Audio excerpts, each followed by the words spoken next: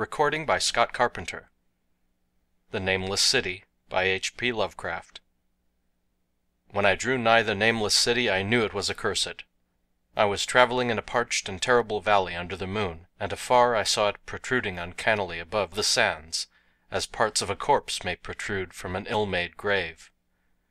Fear spoke from the age-worn stones of this hoary survivor of the deluge, this great-grandfather of the eldest pyramid, and a viewless aura repelled me and bade me retreat from antique and sinister secrets that no man should see, and no man else had dared to see. Remote in the desert of Araby lies the Nameless City, crumbling and inarticulate, its low walls nearly hidden by the sands of uncounted ages. It must have been thus before the first stones of Memphis were laid, and while the bricks of Babylon were yet unbaked.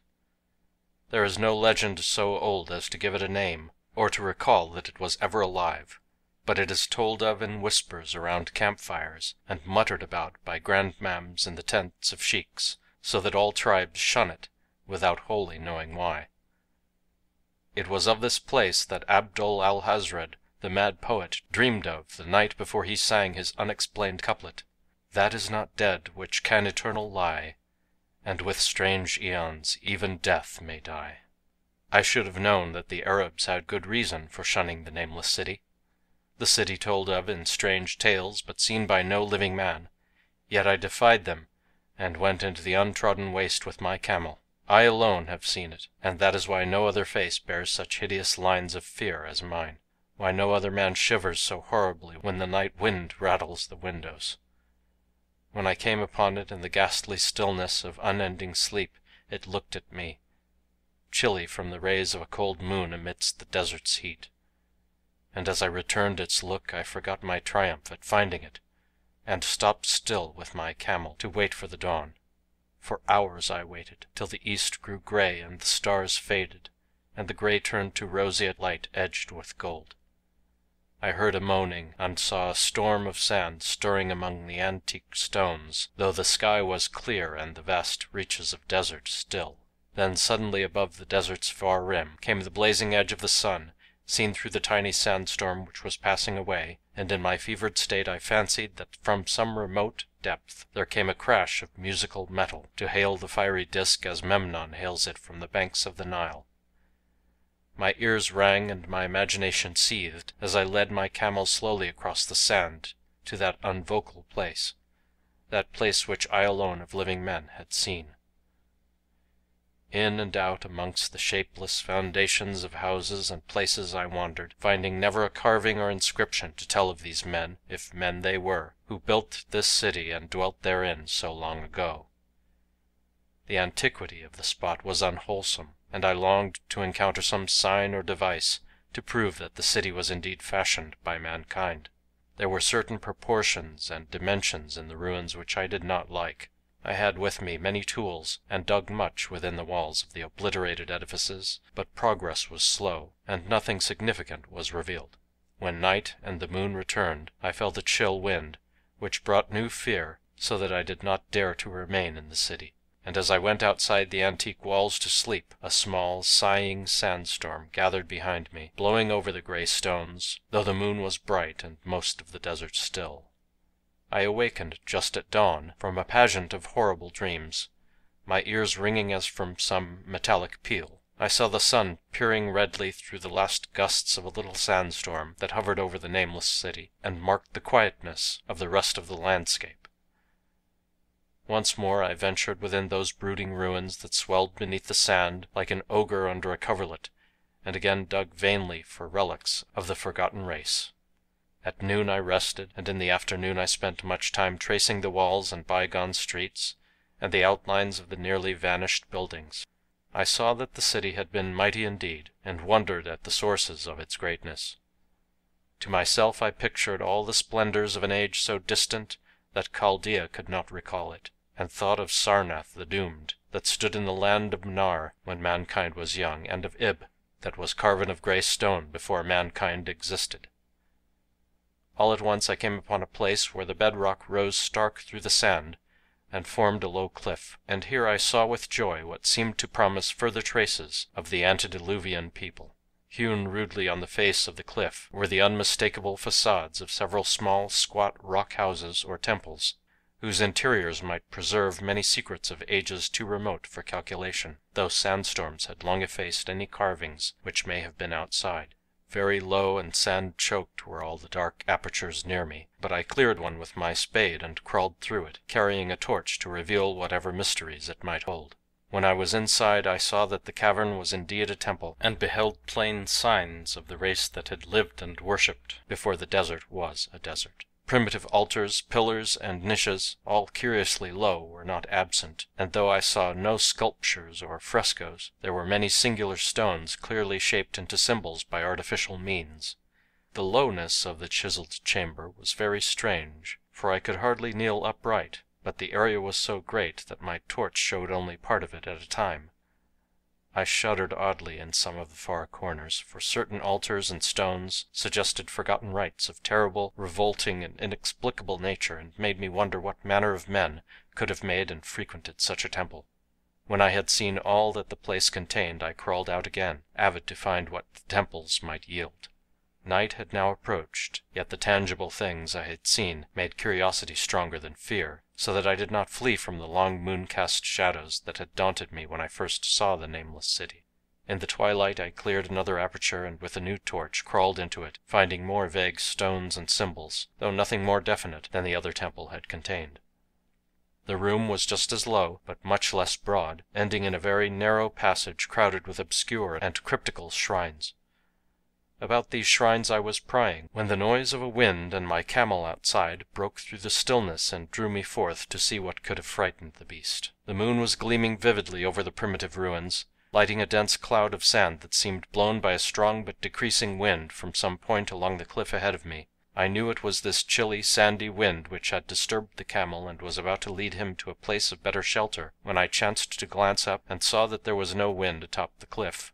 This astonished me and made me fearful again, but I immediately recalled the sudden local winds that I had seen and heard before at sunrise and sunset, and judged it was a normal thing. I decided it came from some rock fissure leading to a cave, and watched the troubled sand to trace it to its source, soon perceiving that it came from the black orifice of a temple a long distance south of me, almost out of sight.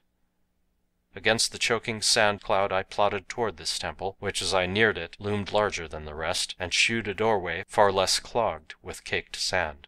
I would have entered had not the terrific force of the icy wind almost quenched my torch. It poured madly out of the dark door, sighing uncannily as it ruffled the sand and spread among the weird ruins. Soon it grew fainter, and the sand grew more and more still, till finally all was at rest again. But a presence seemed stalking among the spectral stones of the city, and when I glanced at the moon it seemed to quiver as though mirrored in unquiet waters. I was more afraid than I could explain, but not enough to dull my thirst for wonder, so as soon as the wind was quite gone, I crossed into the dark chamber from which it had come.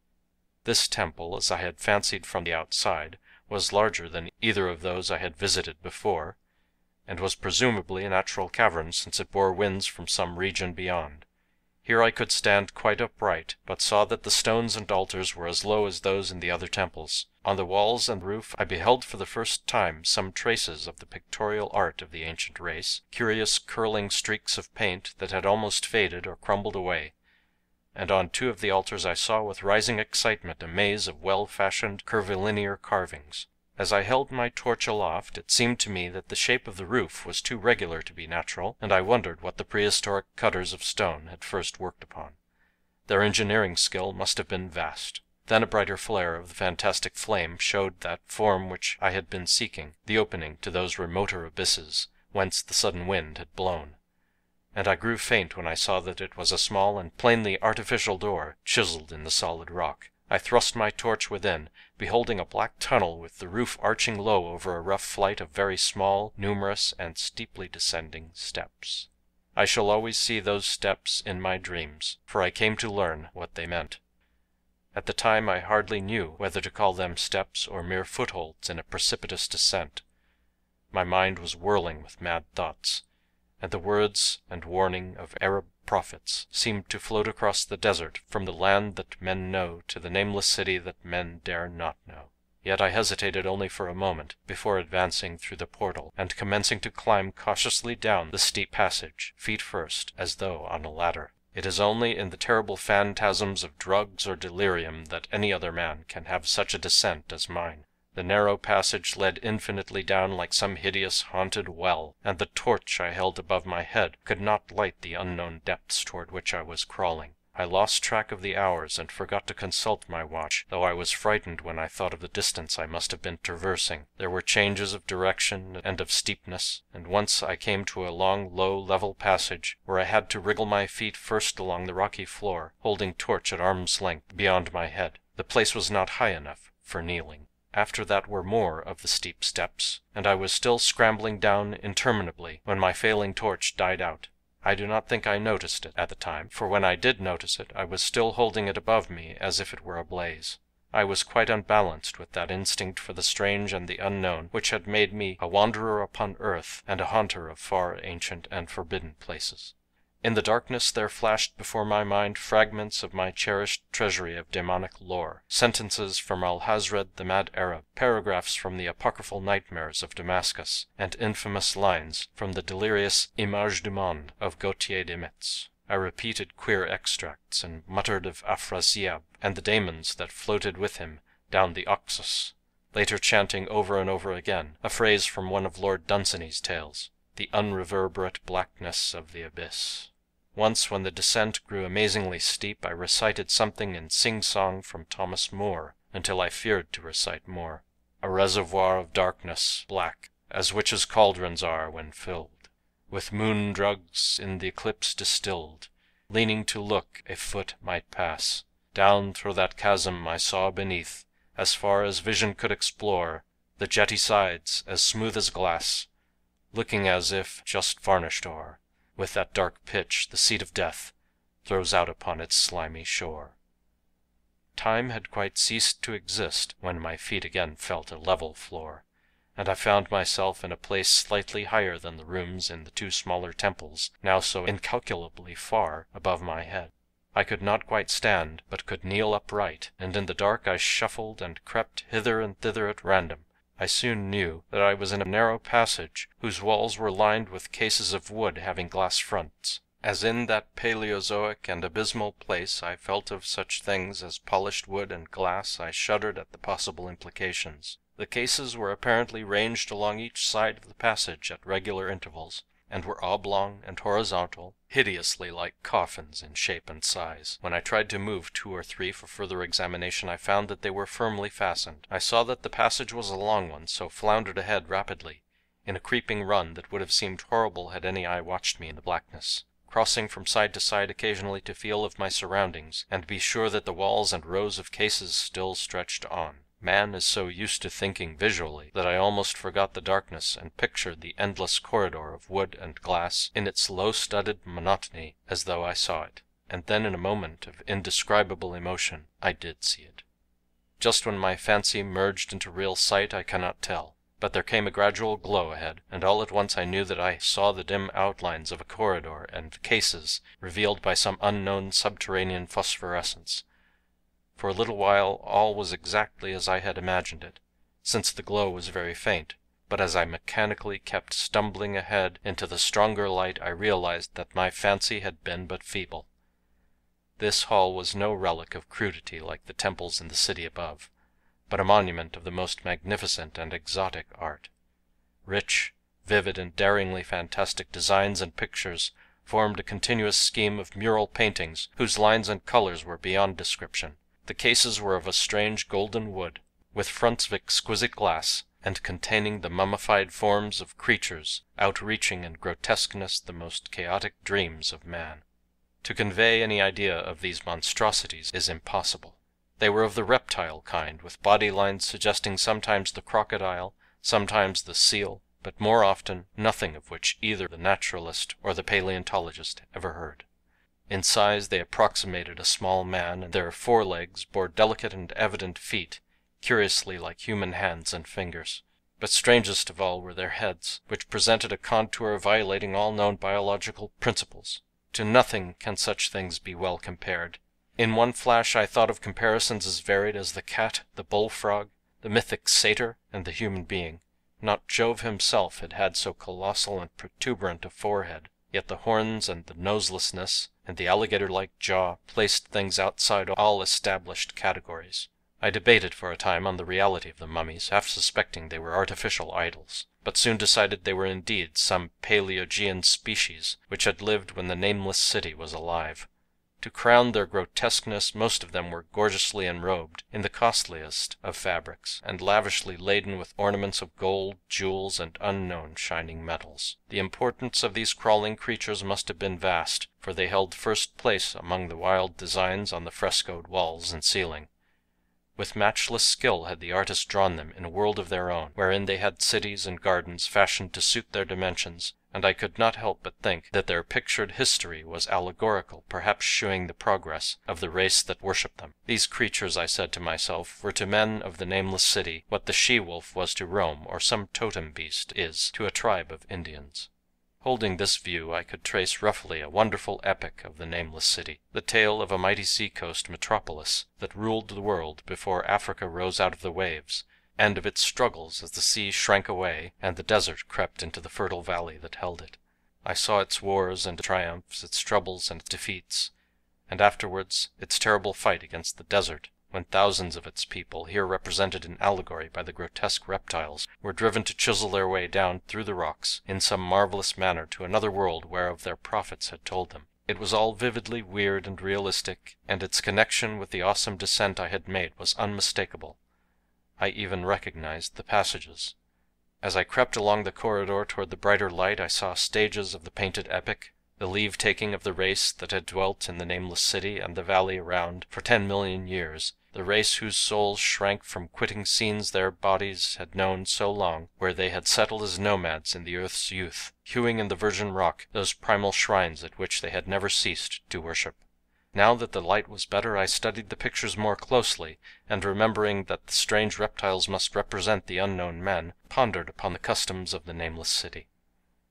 Many things were peculiar and inexplicable. The civilization, which included a written alphabet, had seemingly risen to a higher order than those immeasurably later civilizations of Egypt and Chaldea, yet there were curious omissions. I could, for example, find no pictures to represent deaths or funeral customs, save such as were related to wars, violence, and plagues, and I wondered at the reticence shown concerning natural death. It was as though an ideal of immortality had been fostered as a cheering illusion.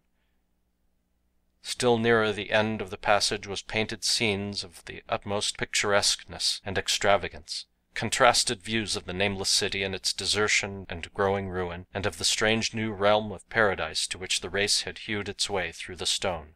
In these views the city and the desert valley were shewn always by moonlight, golden nimbus hovering over the fallen walls, and half revealing the splendid perfection of former times, shown spectrally and elusively by the artist. The paradisal scenes were almost too extravagant to be believed, portraying a hidden world of eternal day filled with glorious cities and ethereal hills and valleys. At the very last I thought I saw signs of an artistic anticlimax. The paintings were less skillful and much more bizarre than even the wildest of the earlier scenes. They seemed to record a slow decadence of the ancient stock, coupled with a growing ferocity toward the outside world from which it was driven by the desert. The forms of the people, always represented by the sacred reptiles, appeared to be gradually wasting away, though their spirit, as shown hovering above the ruins by moonlight, gained in proportion. Emaciated priests, displayed as reptiles in ornate robes, cursed the upper air and all who breathed it, and one terrible final scene showed a primitive-looking man, perhaps a pioneer of ancient Irem, the city of pillars, torn to pieces by members of the elder race. I remember how the Arabs feared the Nameless City, and was glad that beyond this place the gray walls and ceiling were bare. As I viewed the pageant of mural history I had approached very closely to the end of the low-ceiled hall, and was aware of a gate through which came all of the illuminating phosphorescence. Creeping up to it I cried aloud in transcendent amazement at what lay beyond, for instead of other and brighter chambers there was only an illimitable void of uniform radiance, such as one might fancy when gazing down from the peak of Mount Everest upon a sea of sunlit mist. Behind me was a passage so cramped that I could not stand upright in it. Before me was an infinity of subterranean effulgence. Reaching down from the passage into the abyss was the head of a steep flight of steps. Small, numerous steps like those of black passages I had traversed, but after a few feet the glowing vapors concealed everything. Swung back open against the left-hand wall of the passage was a massive door of brass, incredibly thick and decorated with fantastic bas-reliefs, which could, if closed, shut the whole inner world of light away from the vaults and passages of rock. I looked at the step, and for the nonce dared not to try them. I touched the open brass door, and could not move it. Then I sank prone to the stone floor, my mind aflame with prodigious reflections which not even a death-like exhaustion could banish. As I lay still with closed eyes, free to ponder, many things I had lightly noted in the frescoes came back to me with new and terrible significance. Scenes representing the Nameless City in its heyday, the vegetations of the valley around it, and the distant lands with which its merchants traded. The allegory of the crawling creatures puzzled me by its universal prominence, and I wondered that it would be so closely followed in a pictured history of such importance. In the frescoes, the Nameless City had been shown in proportions fitted to the reptiles. I wondered what its real proportions and magnificence had been, and reflected a moment on certain oddities I had noticed in the ruins.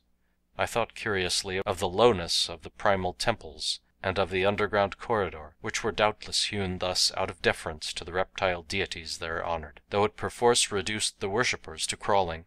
Perhaps the very rites here involved crawling in imitation of the creatures. No religious theory, however, could easily explain why the level passages in that awesome descent should be as low as the temples, or lower, since one could not even kneel in it.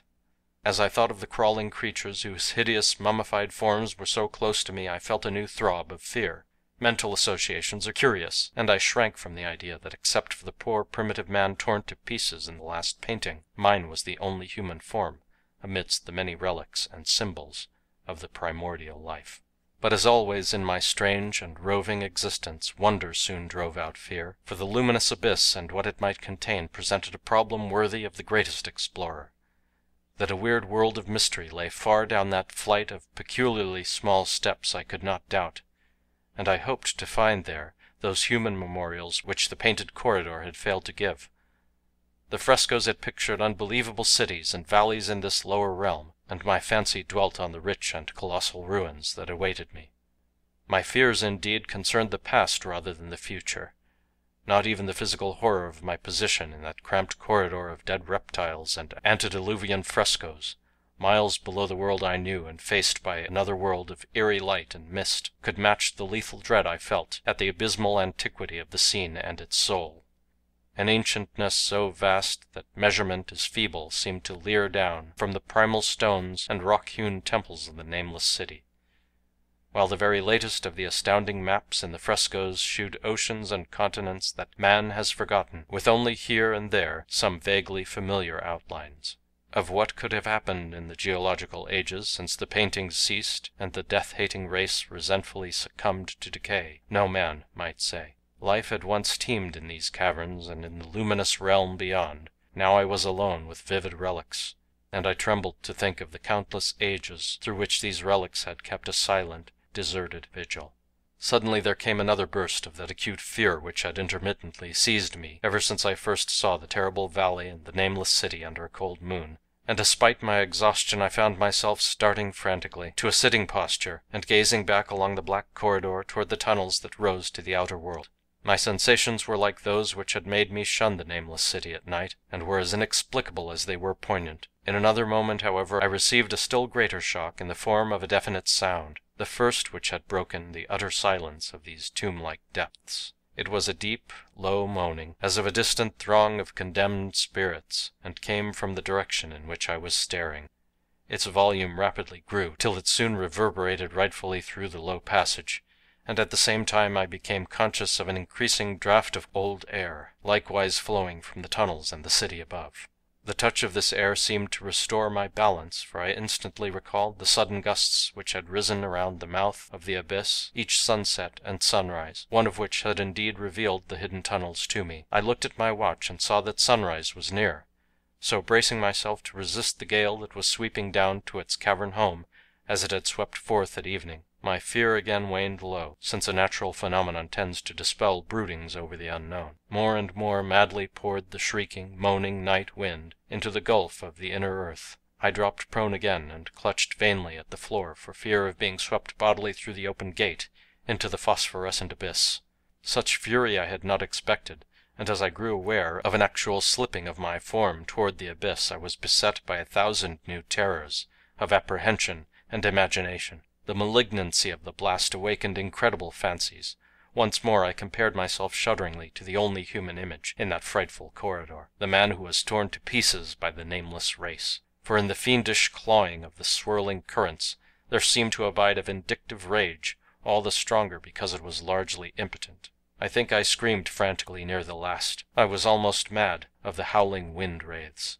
I tried to crawl against the murderous invisible torrent, but I could not even hold my own as I was pushed slowly and inexorably toward the unknown world. Finally reason must have wholly snapped, for I fell babbling over and over that unexplainable couplet of the mad Arab Alhazred, who dreamed of the nameless city.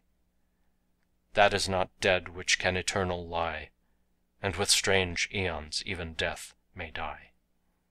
Only the grim, brooding desert gods know what really took place, what indescribable struggles and scrambles in the dark I endured, or what Abaddon had guided me back to life, where I must always remember and shiver in the night wind, till oblivion or worse claims me. Monstrous, unnatural, colossal was the thing, too far beyond all the ideas of man to be believed except in the silent, damnable small hours of the morning when one cannot sleep. I have said that the fury of the rushing blast was infernal, cacodemoniacal, and that its voices were hideous with the pent-up viciousness of desolate eternities. Presently these voices, while still chaotic before me, seemed to my beating brain to take articulate form behind me, and down there in the grave of unnumbered eon-dead antiquities, leagues below the dawn-lit world of men, I heard the ghastly cursing and snarling of strange-tongued fiends. Turning, I saw outlined against the luminous ether of the abyss what could not be seen against the dusk of the corridor, a nightmare horde of rushing devils, hate-distorted, grotesquely panoplied, half-transparent devils of a race no man might mistake, the crawling reptiles of the nameless city. And as the wind died away I was plunged into the ghoul-pooled darkness of the earth's bowels, for behind the last of the creatures the great brazen door clanged shut with a deafening peal of metallic music whose reverberations swelled out to the distant world to hail the rising sun as Memnon hails it from the banks of the Nile. End of The Nameless City